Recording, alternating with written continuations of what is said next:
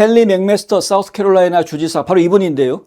오늘 오후 4시에 린지 그레이엄 사우스캐롤라이나 상원 의원의 후임자로 그의 여동생인 달린 그레이엄 놀던을 임명한다라고 발표를 했습니다. 달린 그레이엄 놀던 바로 이분입니다.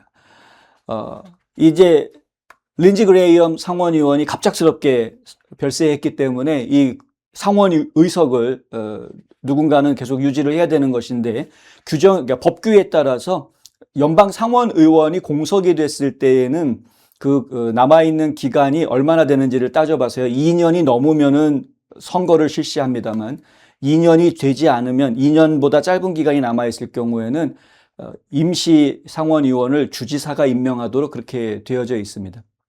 그래서 지금 린지 그레이엄 상원 의원의 여동생인 달린 그레이엄 놀돈을 임시 상원 의원으로 임명을 한 겁니다.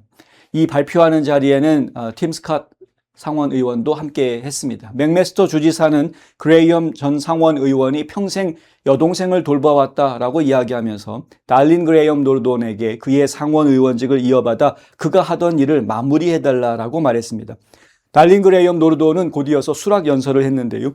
고인의 스태프들, 이미 이 고인의 직원들이 다 이미 있기 때문에 그분들의 도움을 받아서 하던 일들을 수행할 수 있을 것이다 라고 이야기합니다. 그리고 그렇게 하는 것이 고인의 명예를 지키는 것이라고 생각한다 이렇게 화답을 했습니다. 앞서서 트럼프 대통령은 오늘 맥메스터 주지사에게 그레이엄의 여동생인 달린 그레이엄 놀돈을 지명해달라라고 촉구했습니다. 린지에게 바치는 아마 훌륭한 헌사가 될 것이다. 어차피 내년 1월 3일까지만 있는 임시 상원의원직이기 때문에 기간이 이렇게 얼마 남지 않은 것이죠. 그 기간 동안 다른 사람들한테 그 자리를 맡기는 것은 또 다른 혼란을 가져올 수도 있다. 상당히 좀 많은 이야기들이 짧은 시간 속에 그럼 누가 임시 상원의원이 될 것이냐를 가지고 여러 가지 이야기들이 나오는 것을 제가 보았었습니다. 그런데 그것은 오히려 정치적인 혼란만 가중할 수 있는 그런 문제가 될 수도 있기 때문에 그런 것이고요. 맥메스터 주지사도 이 발표를 하면서 린지 그레이엄이 했던 그런 아주 특출난 그러한 역할을 어느 누구도 할 수 없을 것이다 라는 이야기를 합니다. 그 역할을 과연 누가 할 수 있겠느냐. 어느 누구도 그가 했던 역할을 대신할 수 있는 사람은 없을 것이다. 그래서 평소 살아있을 때 늘 아끼고 사랑했던 그 여동생에게 이 자리를 우리가 이어갈 수 있도록 하는 그것이 맞는 것 같다. 이런 설명을 하는 것을 제가 들었습니다. 그레이엄의 죽음은 매우 개인적인 이야기를 남겼습니다. 두 사람은 어렸을 때부터 부모님을 여의고 제가 얘기 듣기로는 14살 때인가 15살 때인가 부모님이 다 돌아가시는 경험을 했다고 합니다. 그래서 그때부터 그레이엄 상원 의원이 이 여동생을 직접 키웠고 나중에는 법정 후견인이 그러니까 이제 오빠가 아니라 아버지가 되어주는 법정 후견인이 되어주는 그런 모습까지도 보여줬다.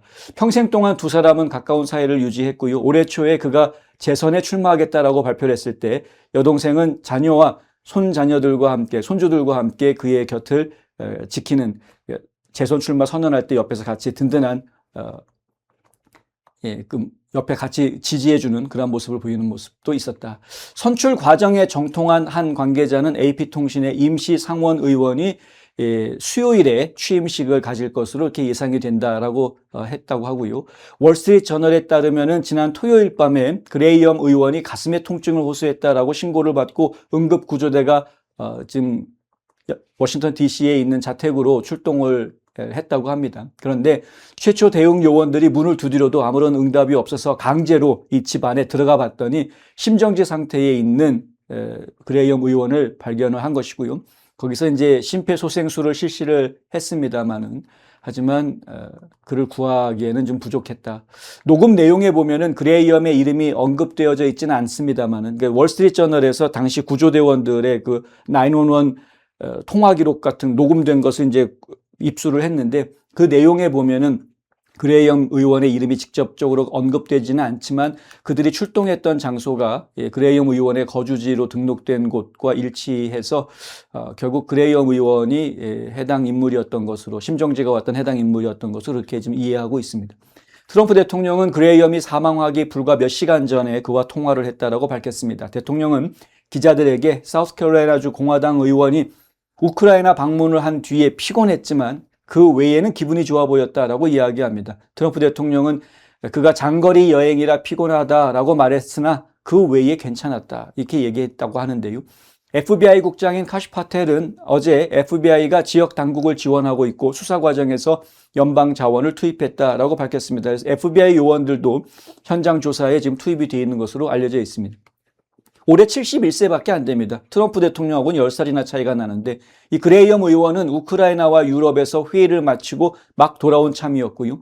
그곳에서 러시아에 대한 더욱 강력한 제재를 부과하는 법안을 추진하기 위해서 노력하겠다 뭐 이렇게 약속을 해주었던 상황이었습니다.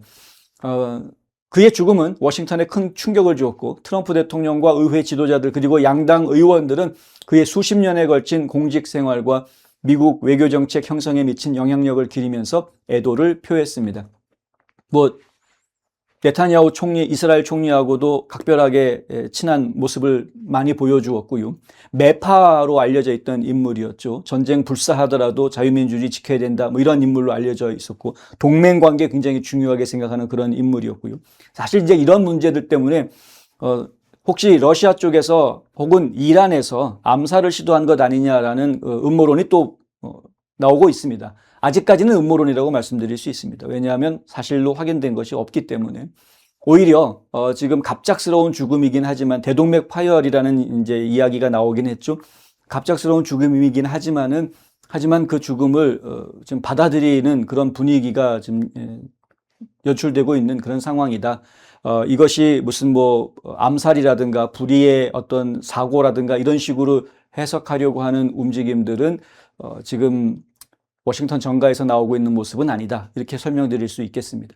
한편 그레이엄은 올 가을 재선에 도전을 발표를 한 상황이었습니다. 그래서 11월 달에 선거에 출마할 예정이었는데 지금 공화당 입장에서는 선거에 출마할 사람이 없어지게 된 거죠. 그래서 후임자를 결정하기 위해서 공화당이 특별 예비선거를 치르게 됩니다. 8월 11일 열릴 예정입니다.